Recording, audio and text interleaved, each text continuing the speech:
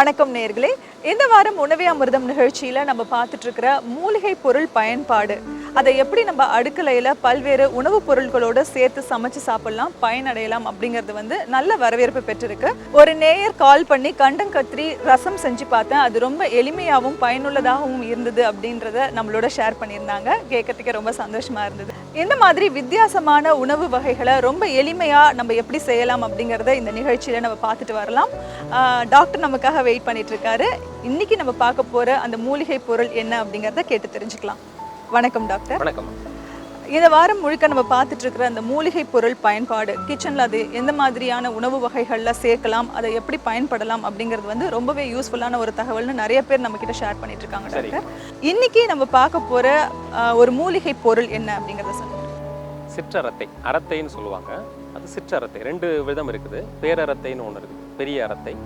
சின்ன அரத்தைன்னு சொல்லக்கூடிய சின்ன அரத்தை, ரெண்டு இருக்குது. அதில் சின்ன அரத்தை அது சிற்றரத்தைன்னு சொல்லுவாங்க, அல்லது சித்தரத்தைன்னு சொல்லுவாங்க.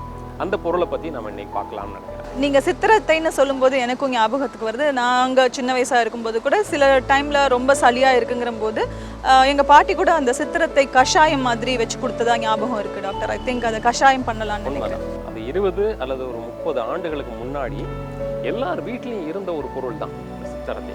இன்னைக்கு அது நம்ம அடுக்கலையில் தேடி பார்த்தா கிடைக்கல, பல வீடுகளில் கிடைக்காம இருக்குது. இந்த சித்திரத்தை அப்படிங்கிறது பயன்பாடு அப்படின்னு சொல்லும்போது சமையலில் மட்டும்தான் பயன்படுத்த முடியுமா, அல்லது மற்ற டைம்லையும் பயன்படுத்தலாம்? பொதுவான சமையலில் வழக்கமான சமையலில் இது பயன்பாட்டில் இல்லை. என்னைக்காவது ஒரு நாள் நாம் இந்த அரத்தையை குழம்பு வைக்கிறது, அல்லது ஏதாவது வீட்டில் சின்ன தொந்தரவுகள் இருந்தாச்சுன்னா உடனடியாக நம்ம இதை வச்சு ஏதாவது மருந்து பொருள் செய்கிறது, அந்த மாதிரி ஒரு பயன்பாட்டுக்கு தான் இந்த சித்தரத்தை நம்ம வீட்டில் எப்போதுமே இருந்துச்சு. எப்போவாவது ஒரு தடவை அது அடுக்கலைக்குள்ளே அது சமையலுக்குள்ளே உள்ளே வரும். ஆனால் அதை மருந்து பொருளாக தான் நம்ம பயன்படுத்திகிட்டு இருக்கிறோம். இன்றைக்கி நாம் அதை வச்சு ஒரு உணவு தயாரிக்கிறதுக்கான காரணம் என்னென்னா, அந்த மழைக்காலத்தில் வரக்கூடிய பிரச்சனையை எதிர்கொள்கிறதுக்காக தான் அதை அது ஒரு உணவாக நம்ம செய்ய போகிறோம். டாக்டர், இந்த சித்திரத்தையை வச்சு மழை காலத்தில் எப்படியெல்லாம் இதை பயன்படுத்தினா நம்மளுக்கு ஏற்படக்கூடிய தொந்தரவுகள்லேருந்து வெளிவந்துக்கலாம்னு சொல்லுங்கள். சரி, இதை எளிமையாக நம்ம பயன்படுத்தணும் அப்படின்னாச்சுன்னா, நம்ம இந்த நிகழ்ச்சியில் முதல் நாள் நம்ம சொன்ன சுக்கு சிற்றரத்தை, இந்த ரெண்டையும் சம அளவு நல்ல பொடியாக்கி அதோட பனை வெல்லம் அல்லது தேன் கலந்து நம்ம சுவைச்சு சாப்பிட்டுட்டு வந்தோம் அப்படின்னாச்சுன்னா, இந்த மூச்சு பாதையில் ஏற்படக்கூடிய பிரச்சனை, மழை காலங்களில் வரக்கூடிய பிரச்சனை தீரும்.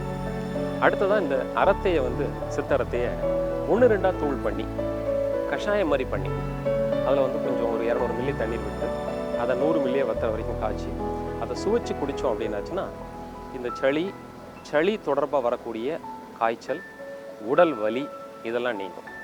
அடுத்தது இந்த மழைக்காலம் வரக்கூடிய இன்னொரு முக்கியமான பிரச்சனை தொண்டைக்கட்டு. பேசுறதுக்கு அவங்களுக்கு தொண்டைக்கட்டு இருக்கும். பாடகர்களாக இருந்தாலும் சரி, மேடை பேச்சாளர்களாக இருந்தாலும் சரி, குளிர்காலத்தில் பேசும்போதும் பாடும்போதும் தொண்டையில் ஒரு இடையூறு வரும். அவங்க என்ன பண்ணணும்னா, அந்த சித்தரத்தை ஒரு சின்ன தொண்டை வாயில் அடக்கிக்கிட்டு அந்த உமிழ்நீரை மாத்திரம் கொஞ்சம் கொஞ்சமாக இறக்கிட்டு இருந்தாங்க அப்படின்னாச்சுன்னா, தொண்டை பாதிப்படையாமல், அந்த தொண்டையில் ஏற்கனவே ஏதாவது பிரச்சனை இருந்தாலும் அந்த அலர்ஜி, இன்ஃப்ளமேஷன் குறைஞ்சு வாய்ஸ், அந்த குரல் வளமோடு வர்றதுக்கு இந்த சித்தரத்தை உதவியாக இருக்குது.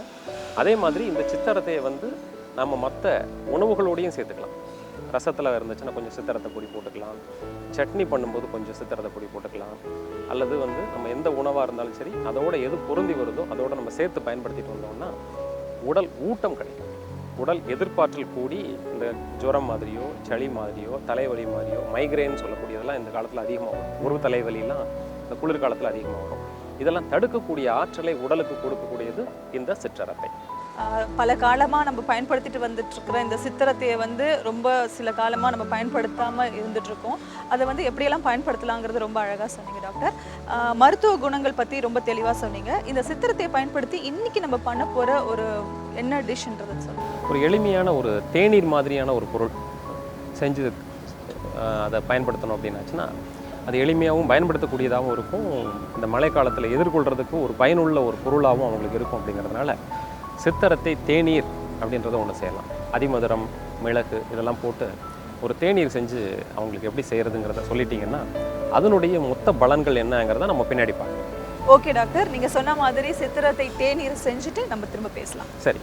வணக்கம் நேயர்களே, இந்த வாரம் முழுக்க நம்ம சுக்கு திப்பிலி அப்படின்ற மாதிரி வித்தியாசமான மருந்து பொருட்களை வச்சு உணவுப் பொருட்கள் எப்படி தயாரிக்கலாம் அப்படிங்கிறத பத்தி பார்த்துட்டு வந்துட்டு இருக்கோம்.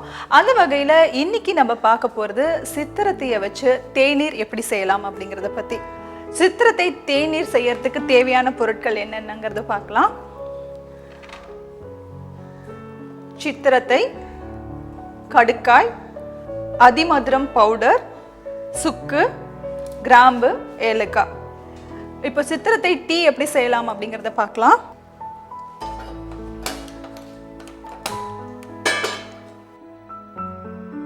ஒரு 1/4 லிட்டர் தண்ணியை எடுத்து சூடு பண்ணிக்கிட்டு இதில் ஈக்குவலாக சித்திரத்தை, கடுக்காய், சுக்கு இது மூணுத்தையும் போட்டுக்கணும். அதோட 1 கிராம்பு, 2 ஏலக்காய். அதிமதுரம் வந்து நம்ம பவுடரா இருக்கிறதுனால ஒரு 2 சிட்டிகை சேர்த்தா போதும். கொஞ்சம் தண்ணி கொதிக்க விடலாம். தண்ணி நல்லா கொதிச்சு வரும்போது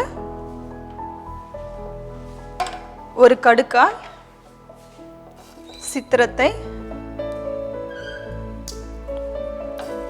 சுக்கு, 2 ஏலக்காய், 1 கிராம்பு இதெல்லாத்தையும் போட்டு இந்த தண்ணி நல்லா அந்த எசன்ஸ் இறங்குற வரைக்கும் சுண்ட விடணும். ஒரு 1/4 லிட்டர் தண்ணி வந்து ஒரு டம்ளர் தண்ணியா மாறுற வரைக்கும் அதை வந்து சுண்ட வைக்கணும்.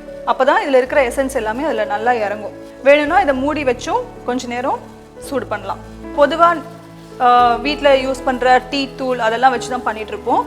டாக்டர் நம்ம கிட்ட ஷேர் பண்ணும்போது இந்த சித்திரத்தை, அதிமதுரம், கடுக்காய் இதெல்லாத்தையும் நம்ம டெய்லி உணவுப் பொருளில் சேர்த்துக்கிறதுங்கிறது நம்ம ஹெல்த்துக்கு ரொம்பவே நல்லது அப்படின்னு சொல்லியிருக்காங்க. இதை டெய்லி நம்ம டீயில் இந்த மாதிரி ஒரு ஸ்பெஷலாக நம்ம செஞ்சு சாப்பிடும்போது கண்டிப்பாக அது நமக்கு ஒரு புத்துணர்ச்சியாக இருக்கும் அப்படிங்கிறதுல எந்த சந்தேகமும் இல்லை.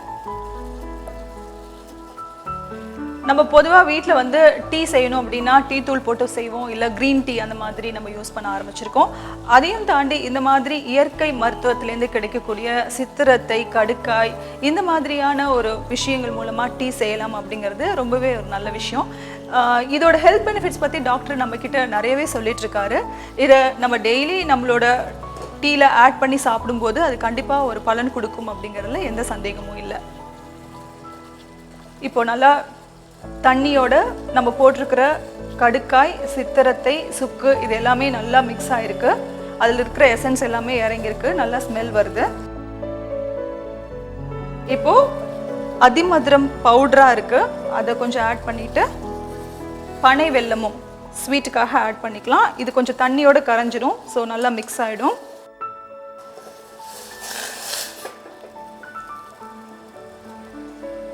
இப்போ சித்திரத்தை தேநீர் ரெடி ஆயிடுச்சு.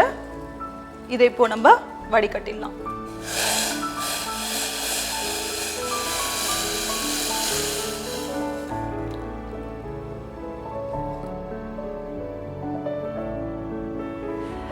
சித்திரத்தை டீ ரெடி ஆயிடுச்சு. இது எப்படி இருக்கு அப்படிங்கறத டேஸ்ட் பண்ணி பார்க்குறேன்.